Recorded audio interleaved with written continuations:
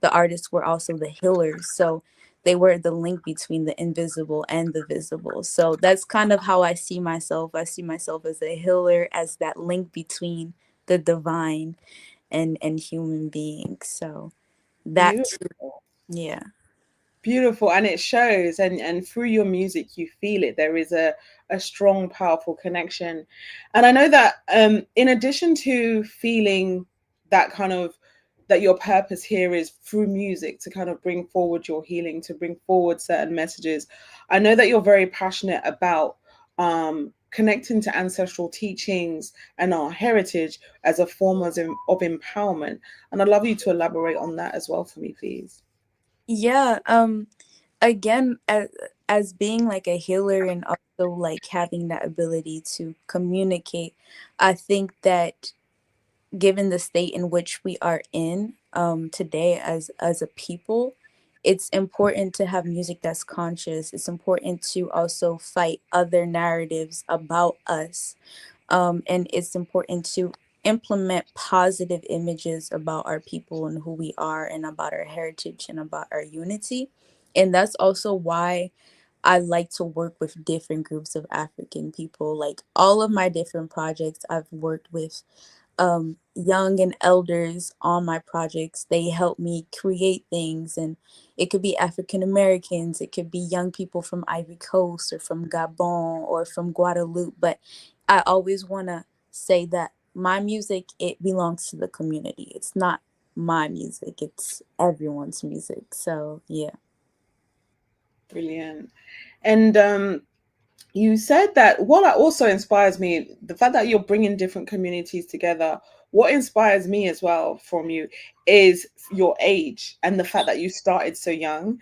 And I'm, such a strong believer that it's so important that this information is carried forward to the next generation, because I came into this kind of information in my late 20s. So to actually be raised in a household where all that knowledge is accessible to you, like the way that shapes someone's psyche is just unbelievable. So I would love to know, like, from your perspective, how do you see young people especially benefiting from having access to this type of information? Because I was amazed that you follow us and that you've been following us for years, and I was like, brilliant, because we feel that there's almost like a disconnect. And so I'm also curious to know your perspective on what we could even do to help make this information flow out to more wider audiences. Yeah, honestly, I will say this. I think that people who are connected spiritually and who want to be connected to African spirituality, Ancestral Voices has really helped them. And even on the days where they felt like confused, and a bit lost, I think seeing those posts is a reminder that everything will be okay, and we just have to tap into that ancestral power. So I I think, and I like to thank you as well, because you've really helped a lot of people, I think, on our lowest days. So that, and just being here today is kind of like another confirmation that the work is being done and being spread again. So it's an honor. Oh, thank you. That's so sweet. Thank you. It's weird because it's like we're aware that we're doing certain things, but I think it's the same with you as well. When you're just doing something because it's your passion, you don't necessarily know how much it is having an impact. You're just doing it because spirit is calling you to do it. So thank you for that affirmation. That is beautiful. I also wanted to get into the fact that I know that you're an avid art collector, particularly like African masks, and I've had a look at some of your items. I was like, wow, you're serious. This is hardcore. That's proper museum. So I just Yeah. wanted to know, um like, your views on that, because I there's a lot about art. As we know, art is not just art. There's a lot more behind it. So if you can elaborate on your collection for us, please. Yeah, so it's really interesting because again, you were talking about dreams, but the mask came to me in my dreams, and I felt like I had something to do with them, and they kept coming and insisting that they wanted to be seen, they wanted to be heard, they had something to say. And so I finally understood what they were trying to tell me about 2 years ago. I started bringing ancestral mass back to Guadeloupe, which is an island where thousands, hundreds of thousands of African people were brought to doing the slavery period. So I wanted them to be represented in Guadeloupe in particular, and in a way bringing them back and then bringing them into Afrocentric households as well has kind of helped people connect to their spirituality and to their ancestors. So I've brought probably like 80 masks back to Guadeloupe, and right now there's like a expo going on in a museum on 23 of my masks, which is tied to like the carnival that we have in Guadeloupe, where a lot of masks are expressed. So that's a little bit the story behind it. Wow. Um, yeah. That's amazing because this conversation about, our cultural art and reclaiming it is coming up a lot recently. And the fact that you've been just naturally doing it and the masks have communicated to me, that is really something that needs to be explored a lot more. And I'm fascinated. And it's interesting that I picked up on that dream thing because I can see like you're someone who is just tapped into the realm of spirit. And so, are the masks ultimately saying that they need to be recognized and be kind of reconnected with the people whose lineage that they are associated with? Yeah, that was like what I would see a lot in my dreams, but it's also in people's reaction when they see the mask. Like I have people come to my house and see the mask and just like stand there for like a good 5 minutes. Some of them cry, some of them are like, "This looks like me. This reminds me of someone in my family, this, and just by the reactions of people and the feelings that the masks bring out of them is beautiful and empowering. And I always say, masks are part of our ancestral heritage. Like they're not just meant to just sit on a wall and in European standards just decorate. No, they have roles. They convey messages, they're coded. So bringing them back to Guadeloupe just felt right. And it felt like, especially now, because, people talk about carnival, and a lot of times they'll talk about, being Creole, or, terms that kind of distance us from being African. And they don't necessarily do the research to see where do these masks come from, and what we're seeing, the colors, the dances, the chants, where do they actually come from? So that was also a way for me to establish like these are masks that have existed for hundreds of years in Africa, and they're being expressed in the diaspora in different ways, and we have to come we have to become conscious of that and what they mean to us truly. So Brilliant. I also wanted to find out, as you've brought these items into your actual home, do you feel the shift in energy as well? yeah, yeah, And yeah, yeah. in what Uh, ways? So I think the the first way truly is kind of like, and other people have. It's very funny that you asked me that, because there was a Senegalese man who came to Guadeloupe and saw the mask that I had displayed in the expo, and he was like, "Do you know that these ancestral masks walk with you and they're very powerful?" I was like, "Yeah, yeah." I know. Like, yes, yes. But one of the ways is that they'll literally tell me, "Oh, um I've come here for someone um in particular," and I'll know who the person is. Like, and again, people will come to the house, or I'll send them pictures of the mask, and they're like, "Wow, I need this one. This one was destined to me." So that's why, like, some people, I'll tell people who want to look at the mask and bring them home, they'll come to the house, and then maybe 5 days later they're like, "Oh, this mask came into my dreams," and they'll go away with the mask. So that's kind of how it works. But Yeah. yeah.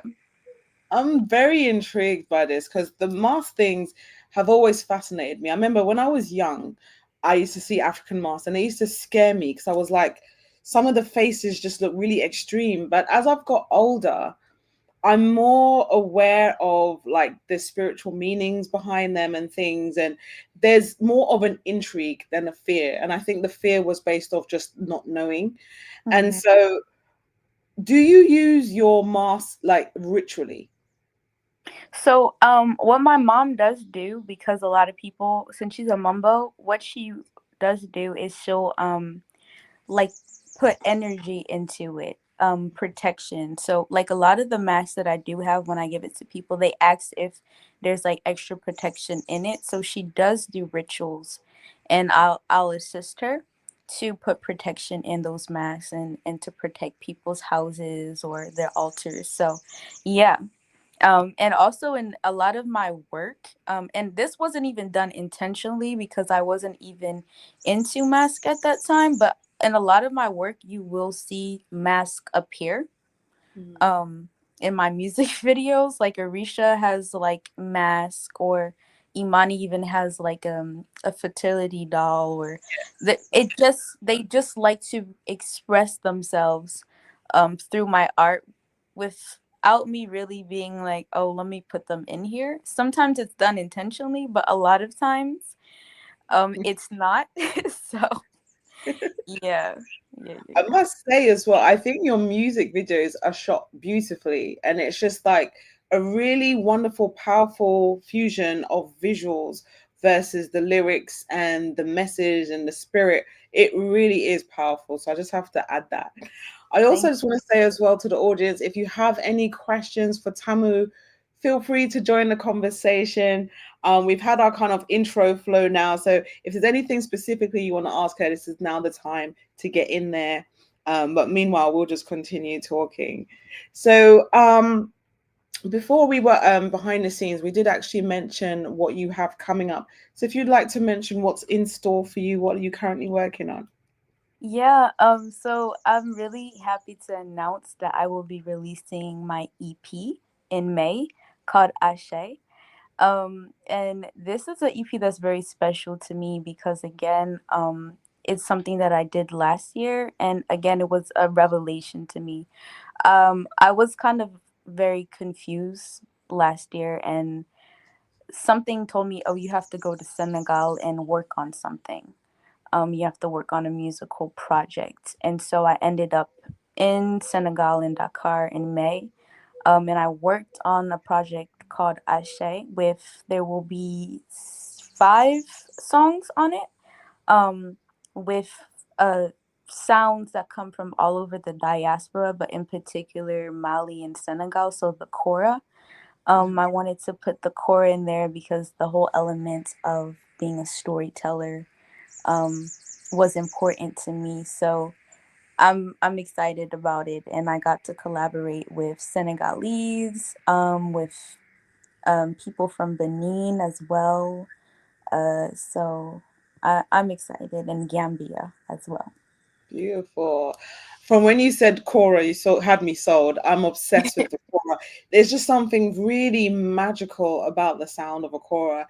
And I love the fact that you've kind of once again put all the different cultures together and making a fusion. So that sounds brilliant. We have our first question through from Tiffany, and she says, is there a network for African people homeschooling their children? So at the time when my parents were homeschooling, because all of us are now like in college, but at the time they were homeschooling, there were local communities in the US. But now I'm not very familiar with the homeschooling network, sadly. Yeah, and also Tiffany, I would say that it depends on your local region as well. There's always going to be, wherever you live, there will be organizations working there. Usually it's just parents themselves who group up together. So yeah, that's what we had to do when we were homeschooling. Yeah. So yeah, so Marcia's saying, so where can we hear your music? Yeah, so my music is available on all platforms. So Spotify, YouTube. YouTube has my YouTube channel is Tamu Mazama. And there you can find my music videos. On Spotify, Apple Music, and on all the streaming platforms.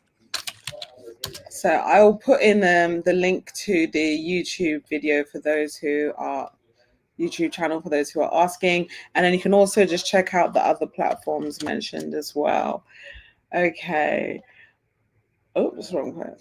So Ekale Salo says, I love your music as it warms my heart and speaks to me spiritually.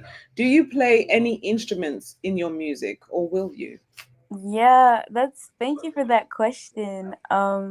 So I my instrument is the guitar. Oops. And what's very special about this project is that I played I created the sounds, and I told the beat maker this is how I want it to sound. So for one of the songs, the guitars are my chords that I created for the chorus song. And then another song I played the piano for the creation of the song. So I really put my ashe into this project. So yeah, I'm excited to share. Beautiful, thank you. And Anthony's also got back just to confirm that Liberated Minds is a black homeschooling network founded by a sister named Queen Taisi. So I'll leave that on the screen. That's Liberated Minds. I think it was Tiffany who was asking that question. Also, Tamu, so with your mum being a mambo, I want to know, have you done a reading to find out which particular energy you are? So do you know what Lua you are? Yes, I do. My divinity is Ogun. Oh, really? Yes. That's so interesting. I would have never picked Ogun for you. Yeah, which I really like because it always surprises people. Yeah. Even when I go to the continent, people are like, "Oh, you're the daughter of the water, water, water, I water." just I just assumed you were your whole vibe, everything. Yeah, which I do have a lot of water deities. I really do. They do walk with me, but Ogun, he has my head, and so it's kind of funny because people are like, "Oh, but I would have never guessed. I would have never known." But I Oh, think it's kind of that my Ogun, I guess, characteristics kind of show when I want to lead or when I want to be when I'm determined to do things, and yeah. yeah. That part I can definitely see. The fact that, at age 16 you're already writing short stories, getting them published, putting your music out, there's that drive, which is very much Ogun energy. And I'm assuming if you are Ogun as well, you probably have a bit of like a no nonsense kind of thing where there's certain things that you won't tolerate from people. Would that describe you as well? Are you that That kind of that person? is very me, and and that's also like I was telling my mom the other day, to be able to keep all of your energies and the different energies that walk with you in balance is always a challenge because I have Ogun, but I have Yemanja. So uh it's kind of like sometimes I'm like, no, I can't tolerate this anymore. Like, no, we have to go to war, we have to get up, we have to fight. And then it's like the emotional side that wants to be expressed and heard. So it's beautiful. It's sometimes a challenge because there are extremes, there are kind of opposites, and to keep it all in balance is beautiful and a challenge. So yeah. Brilliant. Thank you. I just had to ask that because I was just so curious, but yeah, that is very interesting. Okay. All right. So hey, Maria, I'm a fan. His voice and music that heals. Ah, so good to Yeah. see you. Fantastic. Okay, so Bookman Banana says, what African mask is your favorite and where is it from? Oh, that's a very interesting question. It's actually very interesting because I always tell my mom and my friends I feel like my masks are my family members. Um, so I don't think I have a favorite because they all serve different purposes and I kind of have my own unique story with each of them. But there is one mask in particular that I have an affinity with, which is the Dawn mask from Ivory Coast. That's red and black. And this mask in particular, I was actually given it as a gift from a man from Mali because he saw how passionate and inspired I was by mask, and he's like, "Here's your first mask that I'll give you." So that's kind of like my protector mask that I like to have by me. Wow. And even the fact that he gave you that, it's almost like he was opening up the doorway for that whole journey to open up because obviously Yeah, that mask led on to so many more. So I think he yeah, even saw that in you too. All yeah. right. So thank you for that question. Yeah. Um, Ife says, Tamu, can you speak about your internship on the masks in Guadeloupe? Yeah, thank you. That's actually my godmother. But Ah, coincidence. um, so about my internship, where it's happening is actually on a site which was a place where they would put African people to work on plantation. So it's an old plantation. So already the site where it is kind of sad and very emotional, and the whole story behind it. So the people who are behind this museum really wanted to put Africa at the center, especially for the month of February because there's carnival, and they wanted to just for me to talk about these masks in a really way that would could relate to the African people in Guadeloupe. So each day I have a lot of visitors and I talk to them about these masks. I explain which region in Africa they come from, their significance, their importance, why we have to continue having these masks, and also the whole aspect of they shouldn't be locked in museums in Europe as well. So there's also that issue, which is also a big part of the research I'm doing because I'm a master's student at Temple University in Africology, and my whole research is about the repatriation of African art, but also the social significance of them returning back to the continent and the diaspora. Ooh, we actually had a show about that like about a week or two ago. So I want you to let me know what would you say, in your perspective, would be the social consequence of those items being returned back?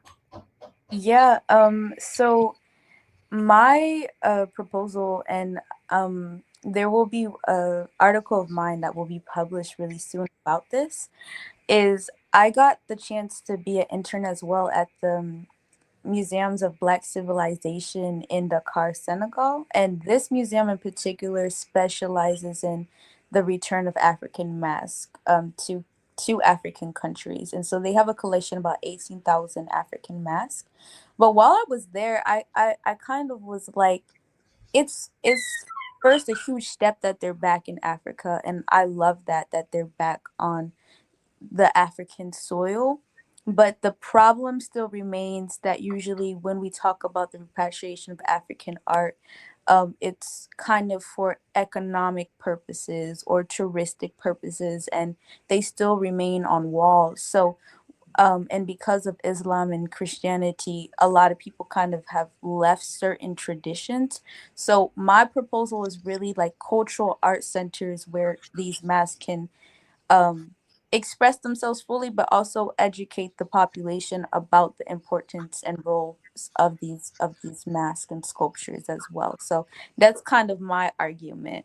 So yeah, yeah. No, no, I agree with you. Brilliant.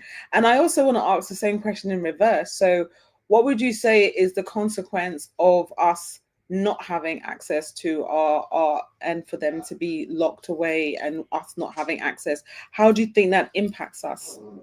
Yeah.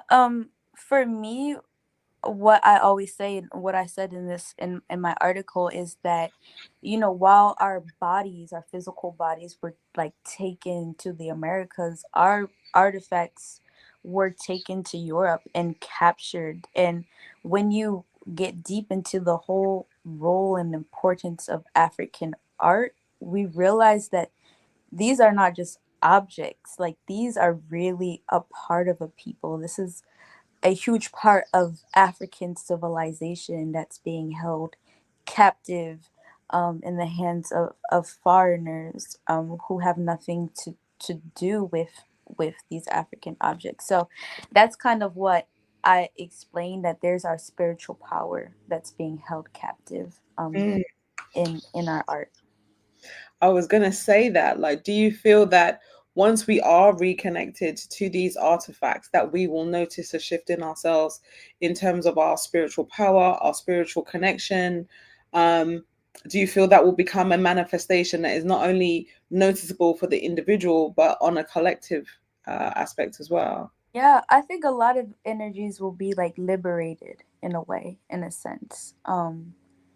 Cuz African art again is like serves for multidimensional purposes. And also I think on the continent, even on the in the diaspora, sometimes we associate mask and sculpture with like very negative connotation. So there's also like a whole healing factor that we have to do on ourselves. But I think once those steps are completed, then we can really, embrace a true African renaissance. So, and I think art communicates in so many ways. So we just have to go back to that as well.